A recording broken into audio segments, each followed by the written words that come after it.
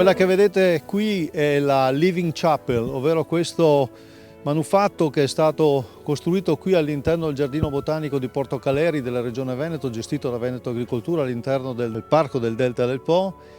È appena terminata la registrazione del programma che andrà in onda su Rai 3 e anche su TV 2000. Qui c'è stata appunto questa benedizione, questo grande evento che sostanzialmente ha portato un giardino Laudato Si qui nel Delta del Po. Una manifestazione di alto spessore. Vediamo e sentiamo i protagonisti.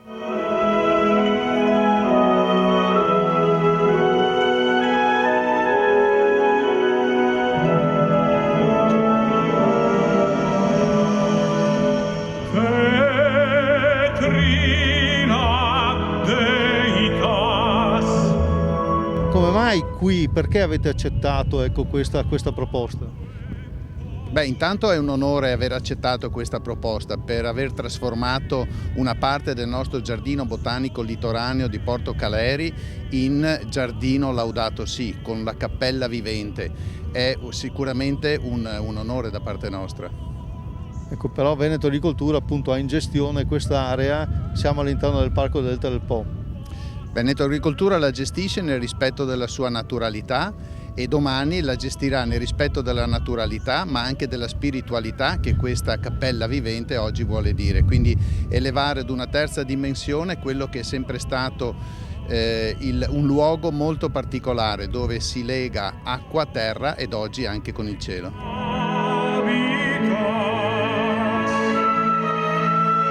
Eminenza, allora qui nel Delta del Po l'uomo può dominare la natura? Proprio l'affare, possiamo cambiare il verbo. Invece di dominare, l'uomo può servire la creatura. Così credo che secondo la Bibbia l'uomo è stato, la sua vocazione era per questo. Perché parecchi usano la cosa dominare, perché il brano racconto della creazione parla di dominare, eccetera, ma l'altra parte dice coltivare e curare, prendere cura. Coltivare sì, perché il nostro corpo deve essere nutrito dai prodotti della terra, ma coltivandosi anche il compito di curare l'ambiente in tale maniera che ciò che è stato affidato a noi come giardino rimane e resta sempre un giardino. Siamo, e lo sapete, nel cuore del Parco regionale Veneto del Delta del Po e oggi è il giorno di San Francesco.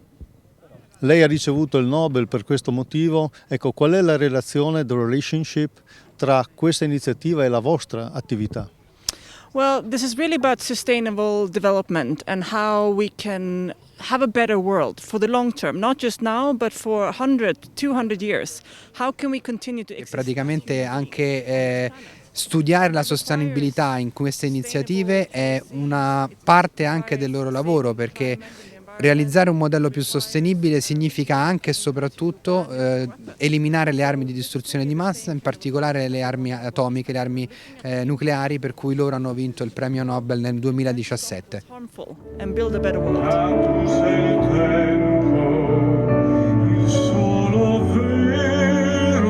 Quanto la musica può portarci ad una comprensione dell'umanesimo integrale che il Papa ci chiede? La musica, che è una forma d'arte, l'arte di per sé auspica all'alto e all'abbraccio. Quindi è connaturato il pensiero musicale al fatto che sia abbracciante a tutto, perché la musica la portiamo nel cuore, la portiamo nel battito del cuore e nel canto che abbiamo a disposizione nella voce, e questo è è una cosa che appartiene indistintamente a tutta l'umanità.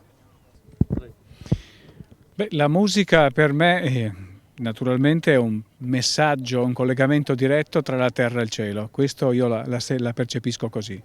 Nel canto poi, il canto lirico è la nostra grande tradizione italiana dell'opera lirica, il canto lirico, ma soprattutto poi nell'interpretazione di certi brani del maestro Francesco Sartori, che sono hanno la potenza della parte lirica, della grande parte classica, ma con uno sguardo verso il futuro. Questo poi in questo luogo così particolare, così bello, così importante abbiamo portato la musica che è un abbraccio per tutti. Una cosa così è una cosa nuova per me, per la nostra orchestra, ma credo sia una cosa straordinaria perché è fatto nella semplicità e in un giardino nominato Laudato Si, quindi una cosa veramente importante. La musica ci porta a sognare, ci porta a viaggiare. In questa logica è una musica semplice, è una musica che parla. Canto della terra parla della nostra terra e dell'amore di Dio per la nostra terra, e il Panis Angelicus dice la parola in se stessa, quindi è per l'inaugurazione della cappella, ma la musica è un insieme di note, è un insieme di persone, è l'amore universale. Panis Angelicus fit panis hominum. Lei è abituato a fare grandi costruzioni, ma questa mi sembra una cosa molto semplice. Sì, questa è una grande costruzione perché il tema non è la dimensione ma l'empatia che riusciamo a creare con i luoghi, quindi l'architettura è un'azione di cura, è un qualcosa che deve creare un dialogo con quello che è intorno, e delle volte, come in questo caso, non c'è bisogno di fare un muro, non c'è bisogno di costruirlo, bisogna solo definire un luogo per poter guardare la natura. Questo arco di luce lo chiamate aureola, non a caso, nel senso che siamo in una dimensione spirituale. Sì, in realtà il riferimento era un po' al tema della circolarità, la fratellanza, no? In fondo questo cerchio rappresenta l'unione di persone che si tendono la mano, oppure anche il tema di un'economia circolare, quello che definisce e che dice che in questo pianeta le risorse non sono infinite ma stanno all'interno di un perimetro finito, e quindi abbiamo la responsabilità di utilizzarle nel modo migliore e di riusarle. Penso sia riuscito il Papa in questo modo a penetrare anche le coscienze delle persone non solo religiose.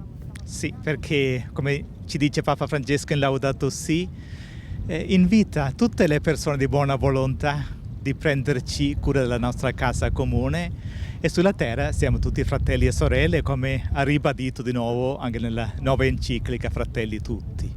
Grazie anche ovviamente all'ok del Papa per aver portato questo giardino Laudato Si qui nel Delta del Po. Quando sono venuta a fare il sopralluogo mi sono innamorata di questo posto, perché per la prima volta ho capito esattamente cosa vuol dire una relazione virtuosa tra uomo e natura, che non è il semplice rispettare la natura, perché qui ci sia questo territorio meraviglioso c'è tanto lavoro dell'uomo, anche di modellamento del territorio, e quindi c'è un'azione incessante dell'uomo nei confronti della natura, ma che se va nella direzione giusta diventa un meccanismo virtuoso. La presenza di un giardino Laudato Si all'interno del Giardino Botanico di Porto Caleri nel Delta del Po con Veneto Agricoltura, Regione Veneto, ecco, ma da un punto di vista turistico che cosa può significare? Da un punto di vista turistico credo che significhi quello che da sempre è stato il nostro obiettivo, continuare ad essere importanti su qualcosa che dobbiamo saper trasmettere ai turisti, ma soprattutto alle future generazioni, nel capire che il turismo deve essere il rilassamento e la sinergia proprio con uomo-natura. Che esperienza è questa? È un'esperienza speciale perché non capita tutti i giorni, anche a chi conduce eventi, fa esperienze di questo tipo, essere innanzitutto in un contesto naturalistico come questo. Io non ero mai stata qui sul Delta del Po e devo dire che già arrivando si spalanca lo sguardo, il cuore a questa meraviglia. Ho imparato che ognuno di noi può fare la nostra parte, sentire da un premio Nobel per la pace, dire che non bisogna demandare sempre ai presidenti, ai governi, ma anche ognuno di noi nel proprio piccolo può contribuire a che questo mondo migliori, può procedere al suo sviluppo integrale all'interno di una comunità. E ascolto il mare.